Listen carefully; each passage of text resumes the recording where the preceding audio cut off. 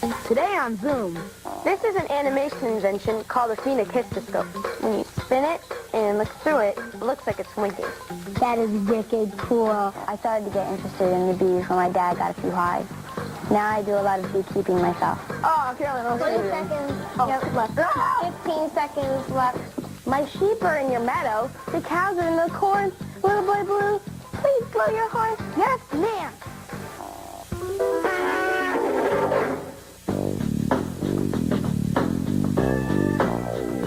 Funding for Zoom is provided by the National Science Foundation, America's investment in the future, and the Corporation for Public Broadcasting, and by Contributions to your PBS station from viewers like you. Thanks! Woohoo! Come on, guys.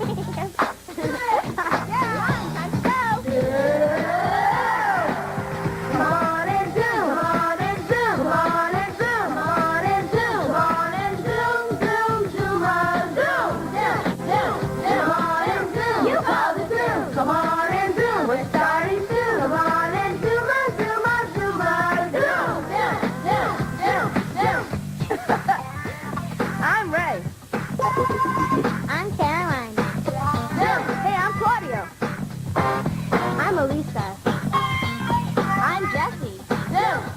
I'm Jenny. I'm Zoe. Well, plugged into one world now. So let's talk. We want to hear from you. Come on, give it a try. And if you like what you see, turn off your TV and do it. Zoom. Come on and zoom. Come on and zoom. Come on and zoom. Zoom on zoom. Come on and zoom. Come on and zoom. Come on and zoom. Come on and zoom. Come on and zoom. Here's a fun basketball game that you can play on a rainy day. Sent in by Mark S. of Naperville, Illinois. All you need are 2 laundry baskets and some socks. Roll the socks together into balls and try to shoot the socks into the laundry basket before time runs out. Whoever gets the most shots in 30 seconds wins. Okay, guys, are you ready? Yep. Okay. Hold on your mark. Help her. On your mark. The one thing. Get set. Go. Okay, so that's 1 for Kenny and 1 for Lisa. That was 2 for good. Kenny. And 2 for Lisa. 3 for Kenny. 4 for Kenny. 3 for... Ah, cool. you gotta help. Okay, there's one back there. Wow, you guys are doing really good. Boy. Oh, boy. Sorry, what's the time? 20 seconds. Ah, Claudio, watch out.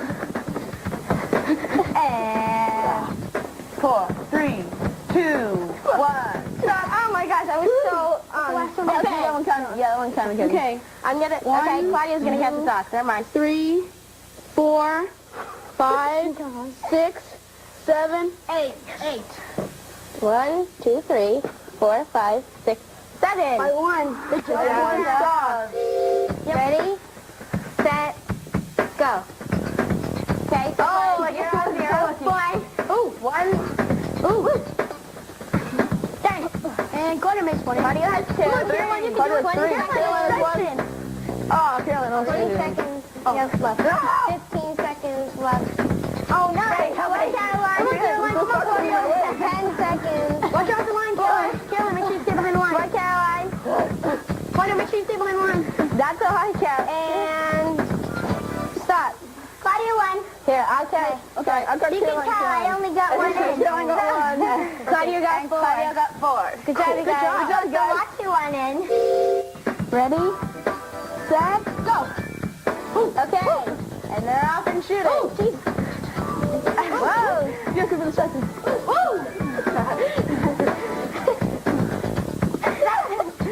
Oh, yeah. I should stay behind the line. Sorry. Zoe's coming up like right in front of the basket. 10 seconds. No. Oh. Ow. Sorry. Oh, my God. You're That's back. it, Zoe.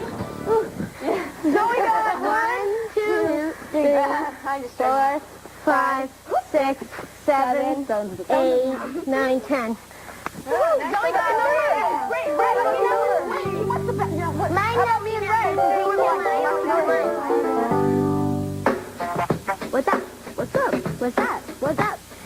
the best teacher you ever had and why? My favorite teacher was my 5th grade teacher because she was really nice and she let us do fun things, but it was still educational. Miss Jackson, because she was very nice to me and I could talk to her very easily. Miss Harpole? Miss Thomas. Miss Miller, she's in kindergarten and she's always been so kind to everybody. Miss Gomez, because she was my kindergarten teacher and she made everything so simple. My favorite teacher was Mr. Lewis because he really inspired me to be a teacher. My 3rd grade teacher because she took us to all sorts of crazy places we had never been that related to our studies. One time she took us to a Buddhist temple and we learned how to meditate.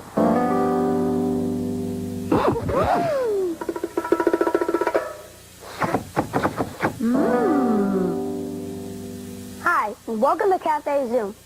Sean C. of Memphis, Tennessee, sent us directions to make mini ham and cheese quiches. Here's what you'll need to make about 12 mini quiches. 7 eggs, eaten with a fork, 3/4 cup of milk, store-bought pie crust, chopped ham, and shredded cheese. I have cheddar, and a muffin tin.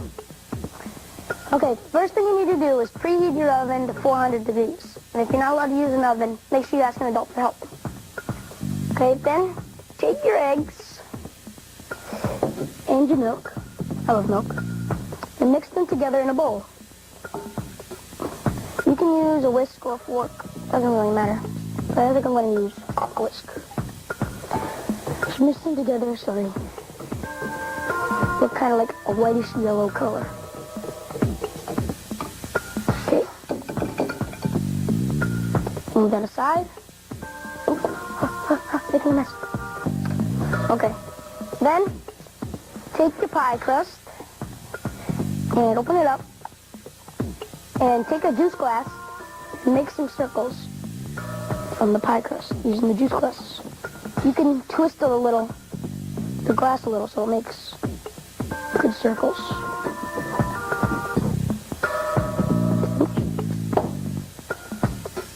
Okay.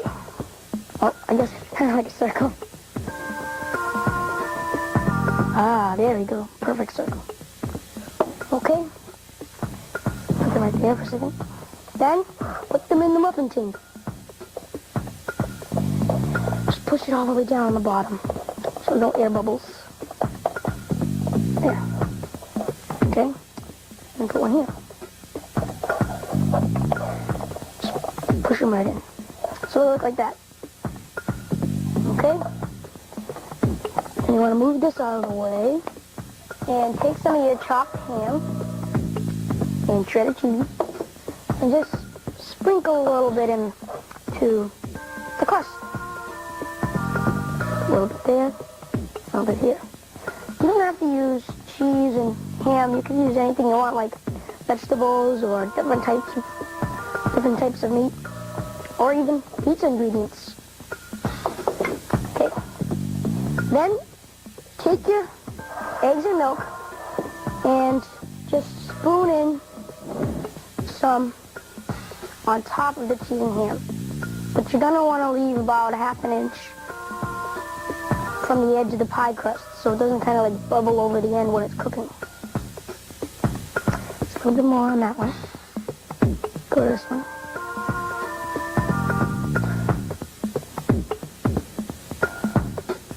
There. That's good. Okay. Then, using your oven mittens, put it in the oven for about 20 minutes or until the tops are golden brown. Brown, brown, brown, brown, brown. Yeah. You can also check to see if it's done by sticking a toothpick into the center of the quiche, and if the toothpick comes out clean, they're ready. Okay. Here's one that's already cooked and cooled and ready to eat. So, bon appetit.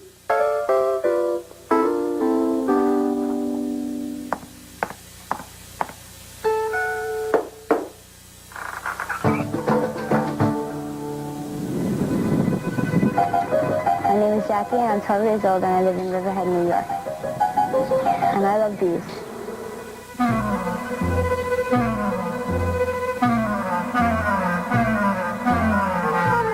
I started to get interested in the bees when my dad got a few hives. Now I do a lot of beekeeping myself. Bees are important because they give us honey. If you want to get a good amount of honey, you have to have several hives. So smoke them right at the entrance, not too close. You gotta smoke the bees so that they calm down and you can get into their hive. And the reason why I'm wearing all this equipment is so I'm wearing this veil because so that the bees won't sting my face. And I'm wearing the gloves so that they won't sting my hands. When I pop the lid, you're going to smoke down in that hole in the top, okay, Jack? Okay. My dad is a little bit braver than I am because he's not wearing gloves. Okay, get ready to smoke it again, Jack. Okay. You see the honeycombs already. The kind of bees that are in the hive are the queen, the drones, which are the males that have no stingers, and the females, which have the stingers. My dad has a drone right here. They make a very loud buzzing noise when they fly. I've gotten stung a few times. Not unless you're really allergic to them. It's not a big deal. After the bee stings you, it dies. The bee doesn't sting for fun. It stings to protect the hive. Didn't go too bad today. My dad only got stung once. I didn't get stung at all. To extract the honey, we have to take off the wax. Thing is a hot knife. You can make candles out of beeswax, cosmetics. This is work, a lot of work. And then you put the frames into the extractor. The extractor is going to take all the honey out of the frames.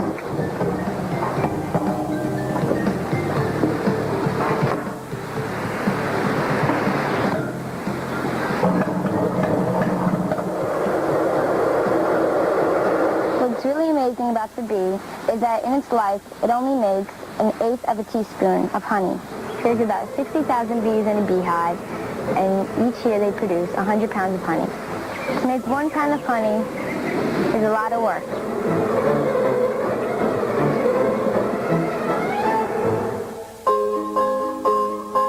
Rubber pub and double, rubber pub and double, rubber double, never hover. What it? Rubber double, mama, bubber? Double cubby. Bubba, chubba, dubby. Nubbo, nubbo, nubbo, nubbo, nubbo, bubber, yubber, hover. Abo, rubber double, mama, bubba, bubba, rubber, chubber. Rubber, rubber. Yubba, rubber pub and double. If I saw that rubber double, yubber, hover. Yubber, hover. Oven double winner? Rubber double, mama, oven double winner? Rubber, rubber.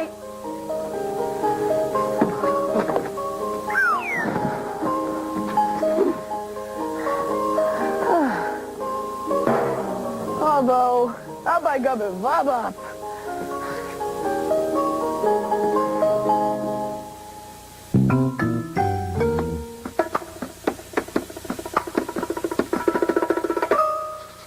Zoom-do. This is an animation invention called a Phenakistoscope. It was sent in by Brianna A. of Madison, Wisconsin. Brianna calls it a winker because when you hold it up to your eye and look in a mirror, it looks like it's winking. Here's what you'll need. Poster board, a marker, a pencil, and a push pen. Here's what you do. Cut a disc out of some poster board. It should be about 10 inches in diameter. Then, on one side of your disc, divide it into 12 parts. It should look like slices of a pie, like this.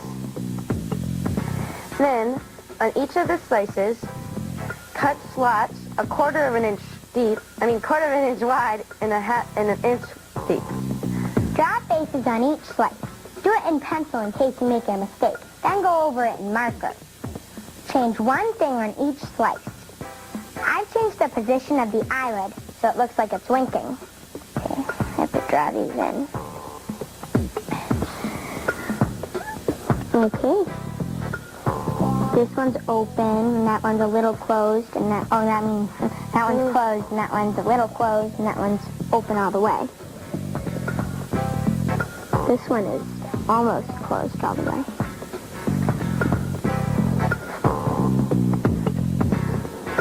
Okay. Coloring in dot of the eye.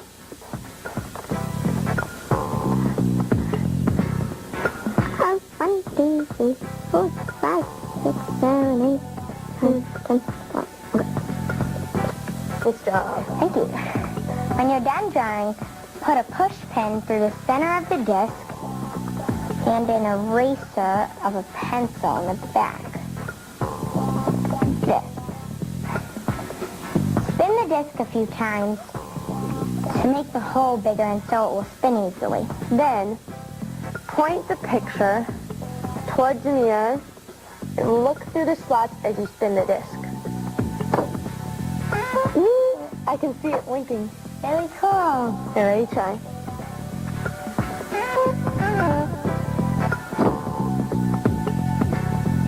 That is wicked cool. The Phenakistoscope works because when you spin it and look through it, the images go past our eye faster than our brains can separate them. My brain is a few pictures behind. It still thinks that it sees the open eye when the closed eye moves into view. It's hard to show you what the Phenakistoscope looks like on TV, but the kids at the St. Pierre School sent in this animation.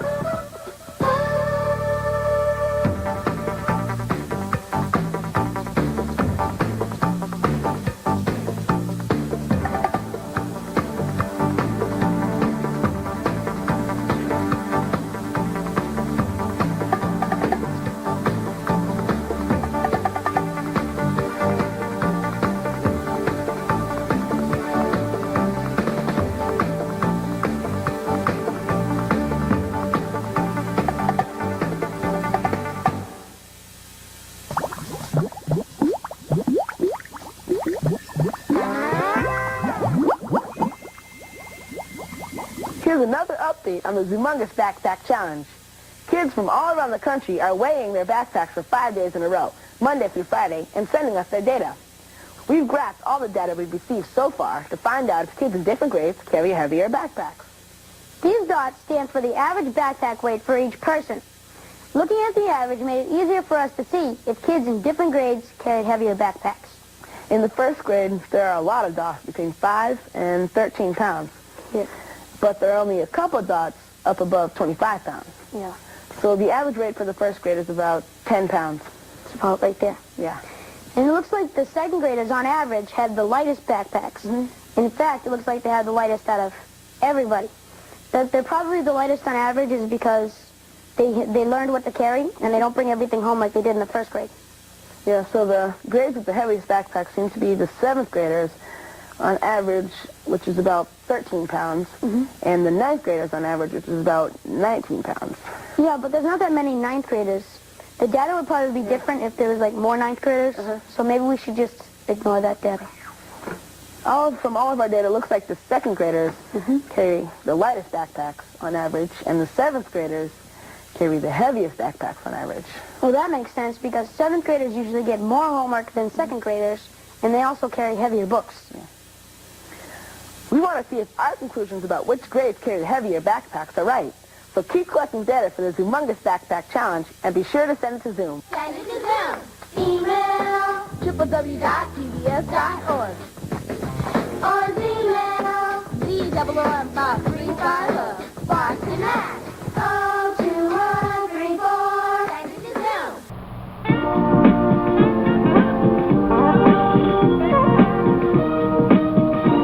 Susan P. of Anchorage, Alaska, nominated Courtney D. for today's ZOOM-a-Cum Laude. Courtney co-founded Kids That Care, a group made up of kids who volunteer around their community. They donate clothes and food to people in need. Good work, Courtney. You'll be receiving your ZOOM-a-Cum Laude gift certificate in the mail.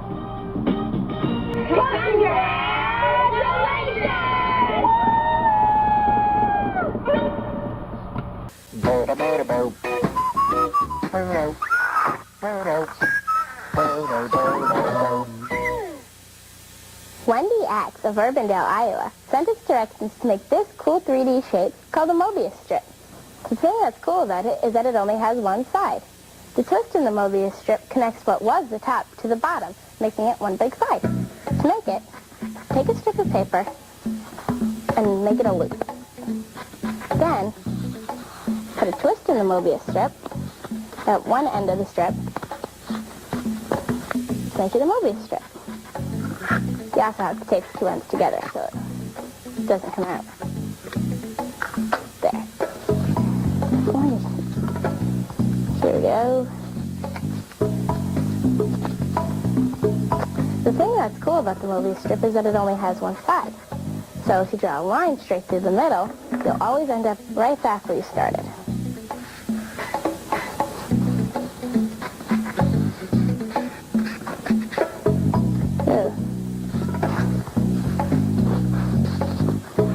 Mouth is kind of running out of ink.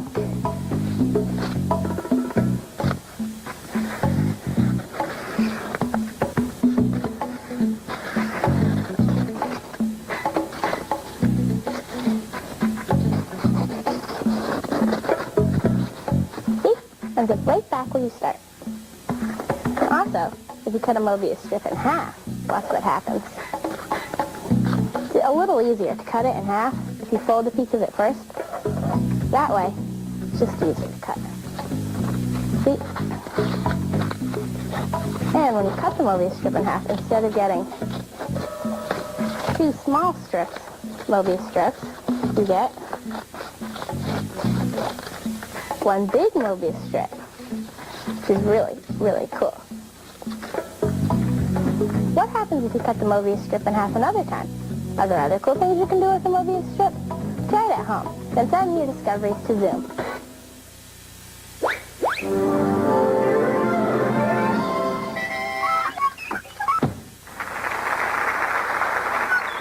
Lost and Found Sheep by Erin T. of Cambridge, Ohio. Little Bo Peep has lost her sheep and doesn't know where to find them. Here, Fifi. Here, Rex. Oh, I don't know where to find you. She looked for them in every which way until she stumbled upon Little Boy Blue's stack of hay. Hey, Little Boy Blue, wake up. My sheep are in your meadow. The cows are in the corn. Little Boy Blue, please blow your horn. Yes, ma'am.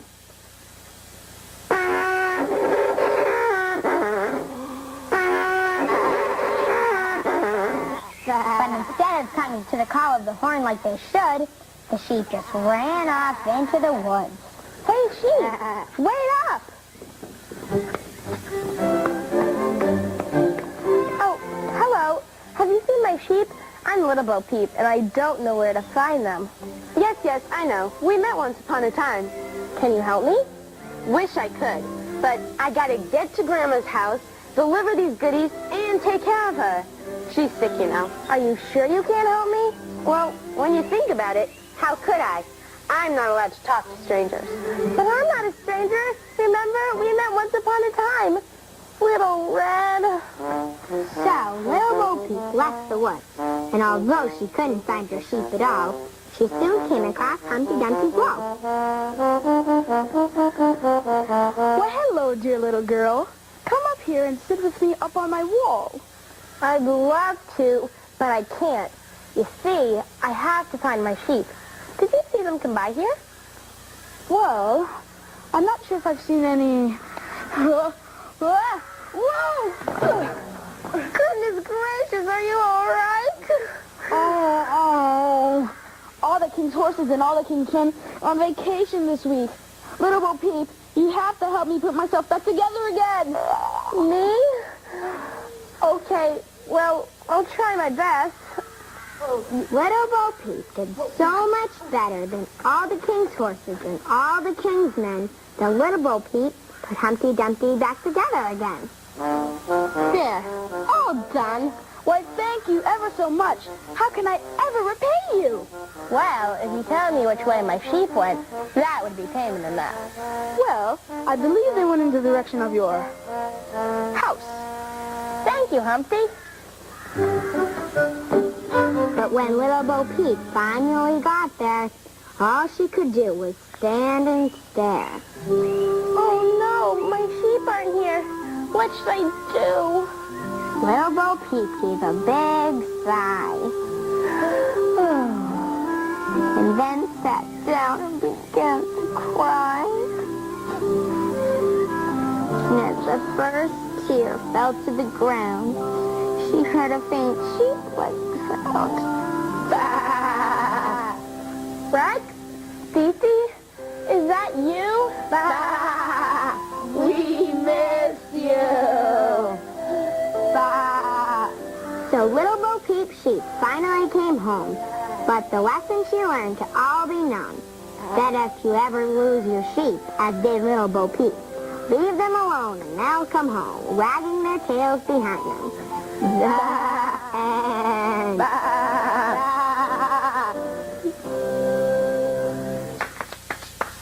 Check it out!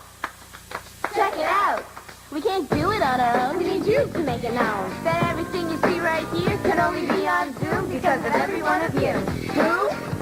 You. Feed us a recipe. Teach us biology. Tell us a joke. Show us a trick, a riddle, or some poetry. So if you want to see it coming out of your TV, type it up, write it down, and ship it off to Zoom. How? Email. Send it to Zoom. Or Gmail. If you call the tune. If you got a video, give it up. We'll put it on the show. A super singing ZOOM Zoom. If you will be seeing up on the screen, write your name and your address, and do what? Take a wild guess. Email. Send it up to Zoom. Or Gmail. You call the tune. Email. Send it to Zoom. To who? www.pbs.org. Email. Who? To Zoom. ZOOM Bob 350. Boston, Mass.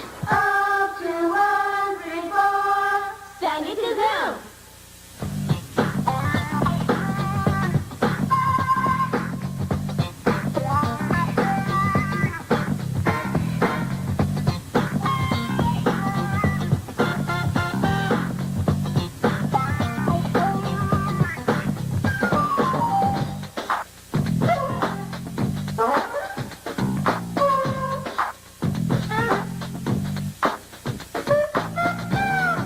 All submissions become the property of Zoom and will be eligible for inclusion in all Zoom media. This means that we can share your ideas with Other Zoomers on TV, the web, and print materials, and in other Zoom ways.